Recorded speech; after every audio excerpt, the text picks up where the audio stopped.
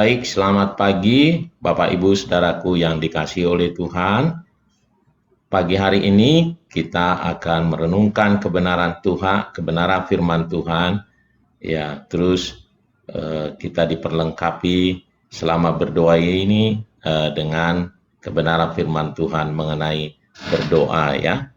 Nah, mari Bapak Ibu, saya undang untuk kita melihat kebenaran firman Tuhan. Efesus 6 ayat 18. Efesus 6 ayat 18.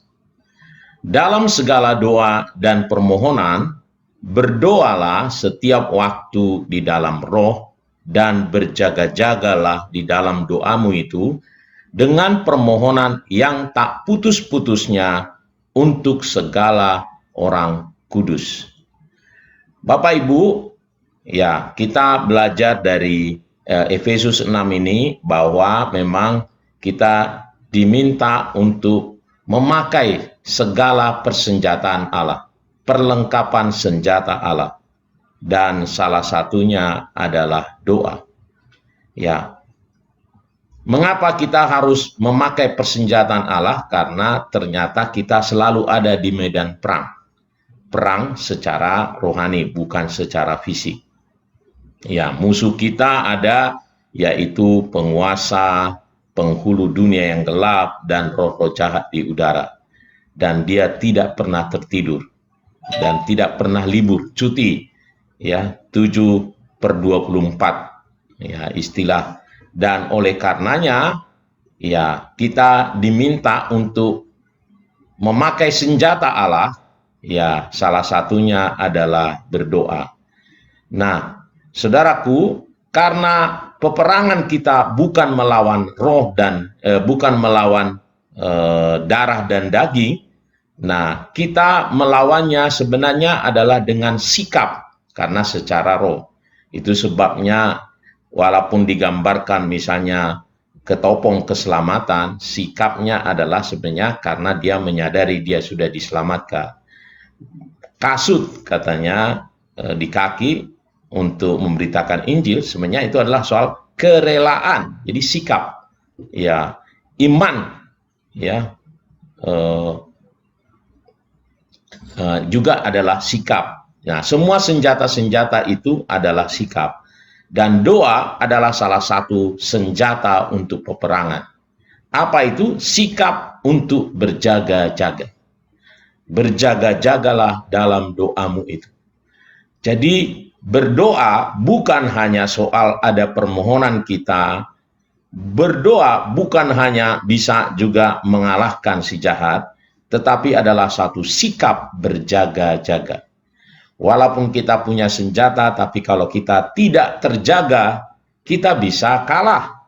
Walaupun senjata kita lengkap, bagus, banyak gitu, tapi kalau tidak berjaga-jaga, kita bisa kalah. Ya, Bapak Ibu, ya saya teringat pada waktu Petrus, saudaraku, dibawa oleh Tuhan Yesus ke Taman Getsemani.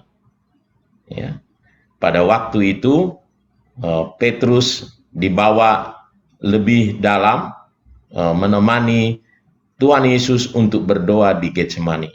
Tetapi dia pergi, Petrus tertidur, saudaraku. Lalu dia berkata apa kepada Petrus? Tidak sanggupkah kamu berjaga-jaga dengan aku 1 jam?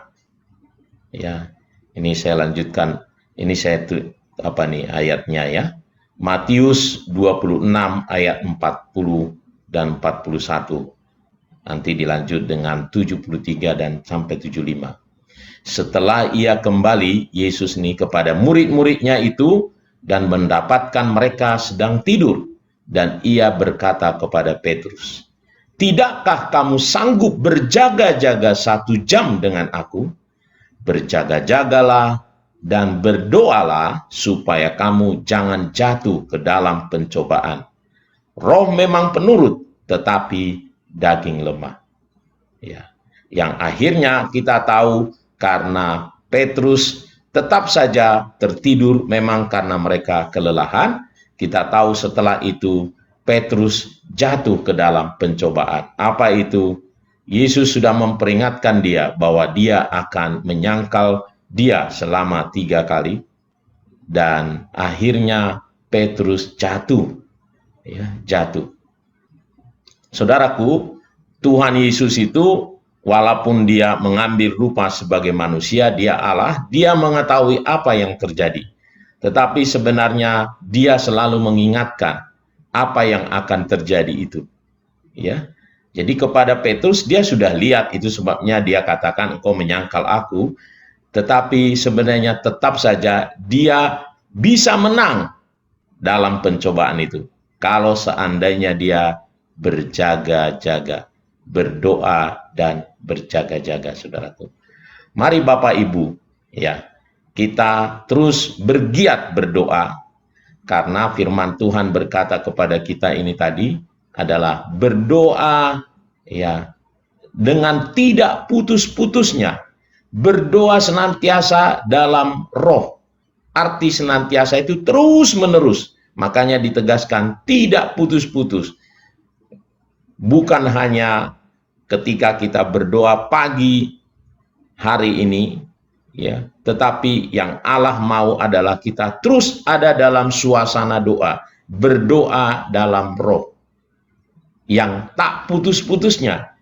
Kenapa? Karena musuh kita, si jahat itu, dia bisa menyerang kita juga tak putus-putusnya, tidak ada waktunya, ya. Mari Bapak Ibu, saya mendorong kita semuanya untuk memiliki doa ini sebagai senjata peperangan kita untuk berjaga-jaga. Bukan hanya sekedar lagi sebagai permohonan kita kepada Tuhan, sebagai cara kita meminta kepada Tuhan untuk mendapatkan damai sejahtera, ya, tetapi juga mengerti bahwa berdoa adalah sikap berjaga-jaga supaya kita tidak jatuh ke dalam pencobaan, karena daging kita ini lemah, kata firman Tuhan, ya. Daging kita ini lemah. Roh memang penurut, tetapi daging kita lemah. Cara iblis masuk melalui kedagingan kita. Tapi ketika kita berdoa, kita senantiasa siap, bahkan akan mengalahkan musuh kita, ya, menghancurkan pekerjaan si jahat melalui doa-doa kita. Tuhan Yesus memberkati. Mari kita terus berdoa di dalam roh dengan tidak putus-putusnya, dengan berdoa senantiasa. Tuhan Yesus memberkati. Mari kita berdoa.